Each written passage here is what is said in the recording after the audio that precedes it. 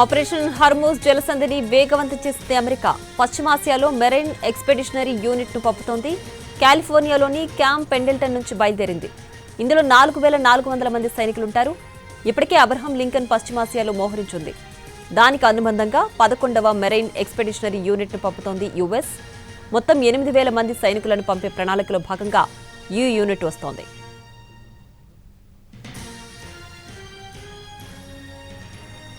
ఎంఈయు marine కార్ప్స్కు చెందిన rapid action force సముద్రం నుంచి నేలపై, గాల్లోకి ఏకకాలంలో దాడులు చేయగలిగే సామర్థ్యం ఉంది.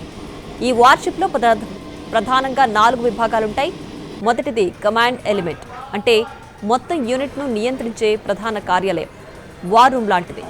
యుద్ధ వ్యూహాలను తయారు చేసి టాస్క్లు ఇస్తారు.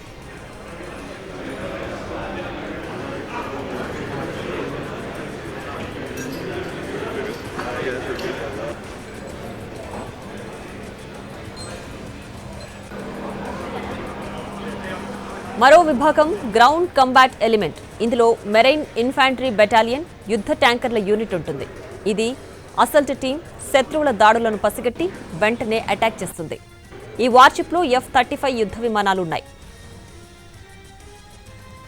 ఆపరేషన్ హర్మూజ్ జలసంధిని వేగవంతం చేసింది అమెరికా. పశ్చిమాసియాలో మెరైన్ ఎక్స్పెడిషనరీ యూనిట్ని పంపుతోంది. కాలిఫోర్నియాలోని క్యాంప్ పెండిల్టన్ నుంచి బయలుదేరింది. ఇందులో 4400 మంది సైనికులుంటారు. ఇప్పటికే అబ్రహం లింకన్ పశ్చిమాసియాలో మోహరించింది. దానికి అనుబంధంగా 11వ మెరైన్ ఎక్స్పెడిషనరీ యూనిట్ని పంపుతోంది యుఎస్. మొత్తం 8000 మంది సైనికులను పంపే ప్రణాళికలో భాగంగా ఈ యూనిట్ వస్తోంది.